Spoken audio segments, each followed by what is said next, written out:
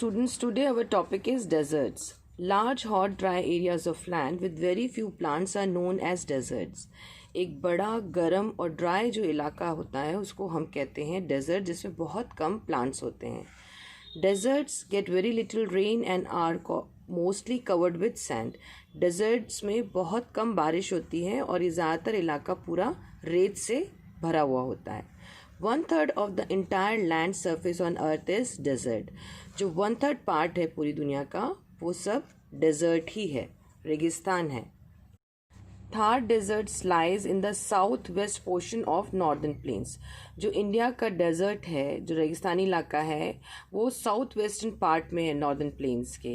It extended मतलब फैलता है, बढ़ता जाता है from the Aravalli range to the Pakistan border and covers a great portion of Rajasthan. ये फैलता है अरावली रेंज, जो हमारे प्लेटोज है मिडल के, वहाँ से पाकिस्तान बॉर्डर तक ये फैलता चला जाता है और बहुत बड़ा पोर्शन जो है राजस्थान का वो रेगिस्तान है. The Indira Gandhi canal that originates from rivers Beas and Sutlej has now brought water to some areas of Rajasthan. जो इंदिरा गांधी कैनाल है, कैनाल हम उस नहर को कहते हैं जो इंसान बनाते हैं, वो कहाँ से शुरू होती है? रिवर ब्यास और सतलुज से, और जिसकी वजह से बहुत से एरियाज जो है राजस्थान में वहाँ पर पानी को पहुँचाया जाता है. See here, this is India map and you can see this area is plain. ये मैदानी इलाका था हमारा. इसका वेस्टर्न पार्ट जो है यहाँ पर साउथ साइड में ये अरावली रेंज जो हमारे प्लेटूज थे, उसके बाद से ये जो बॉर्डर लाइन है यहाँ तक हमारा पूरा रेगिस्तानी इलाका है, the great Indian desert. Okay, ये सतलुज रिवर जिसके पानी से हम यहाँ पर कैनाल लेके आते हैं और कुछ इलाकों में हम पानी को देते हैं. In the desert, people rear sheep and goats and grow crops that need minimal amounts of water. जो डेजर्ट में लोग हैं वो कौन कौन से जानवर पालते हैं? एक तो शीप और एक है गोट्स, और वो फसल उगाते हैं जिसमें बहुत कम, मिनिमल मीन्स बहुत ही कम पानी की ज़रूरत पड़े. The camel is an important animal for travelling as well as for providing milk, as it can store food and water in its body and has padded feet that do not sink in sand. रेगिस्तान में camel एक बहुत ही important जानवर है. इसी से वहाँ के लोगों को मिल्क मिलता है और ये वहाँ पर इतनी आसानी से इसलिए रह लेता है रेगिस्तान में क्योंकि इसकी बॉडी में फूड और वाटर को स्टोर करने का स्पेस होती है. एंड हैज़ पैडेड फीट, और इसके फीट जो है पैडेड होते हैं जिसकी वजह से ये रेत पे चलते वक्त इसके पाँव उसमें धंसते नहीं हैं. Deserts have an extreme climate as the summers are immensely hot and the winters are very cold. Desert का जो क्लाइमेट होता है वो बहुत एक्सट्रीम होता है, यानी कि बहुत ज़्यादा होता है. गर्मियाँ बहुत ज़्यादा गर्म होती हैं और विंटर्स जो होते हैं वो बहुत ज़्यादा ठंडे होते हैं. Rivers are bodies of water that begin at a source and flow across lands to a mouth where they empty into a large body of water.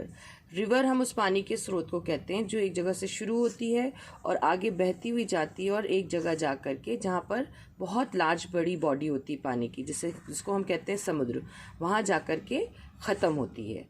Most large reverse have 3 parts और courses, the upper, the middle and the estuary.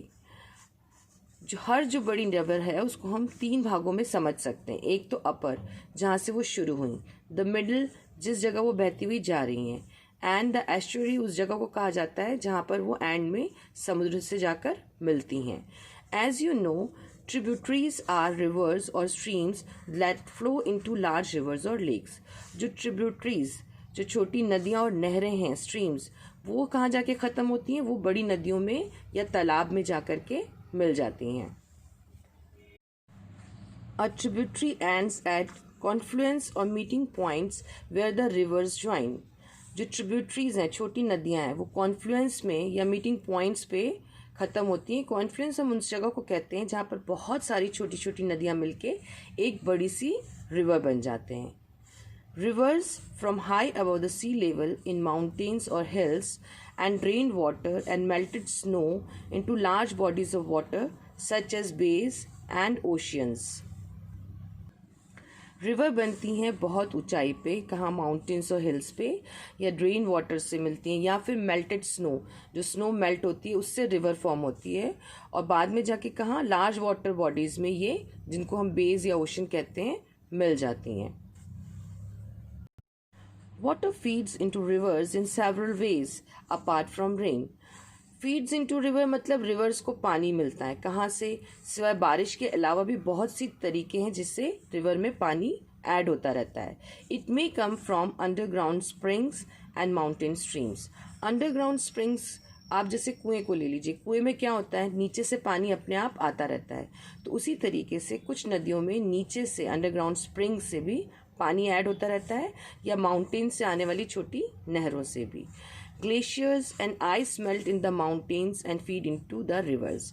जो glaciers हैं और जो ice वहाँ पर पिघलती हैं ऊपर पहाड़ों पे, उनका पानी भी आकर के रिवर्स में मिल जाता है। Streams, brooks and creeks are small rivers. जो छोटी नदियाँ हैं उनको हम और नामों से भी जानते हैं, जैसे स्ट्रीम्स, ब्रुक्स एंड क्रीक्स।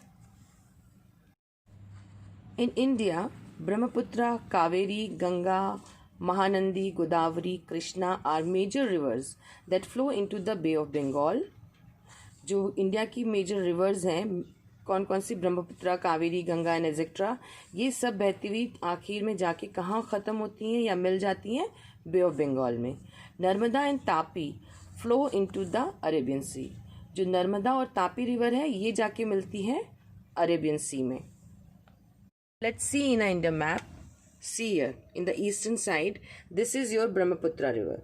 ये ऊपर से यहाँ से आ रही है, this blue line is for river, और ये कहाँ ख़त्म हो रही है, बे ऑफ बंगाल में। See here गंगा, ये भी यहाँ से बहती हुई आई और कहाँ पर जाके मिल गई, बे ऑफ बंगाल में। महानंदी, ये भी आपकी बे ऑफ बंगाल में ख़त्म हो रही है। गोदावरी, ये यहाँ से बहती हुई आ रही है, ये भी बे ऑफ बंगाल में। This is Krishna and in the last you can see the Kaveri. ये कावेरी रिवर सबसे लास्ट साउथ में है और ये भी जाके हमारी बे ऑफ बंगाल में मिल रही है। जो दो नदियां हमें बताई अरेबियन सी में मिल रही हैं वो हैं, एक ये तापी, तापी यहाँ से बहती हुई जाती है और इस जगह पर जाकर के अरेबियन सी में मिल जाती है। नर्मदा, नर्मदा रिवर आपके दो प्लेटोज के बीच में से जा रही है, Vindhyan range and Satpura range, इनके बीच से ये बहती हुई जाकर के लास्ट में अरेबियन सी में ही मिल जाती है।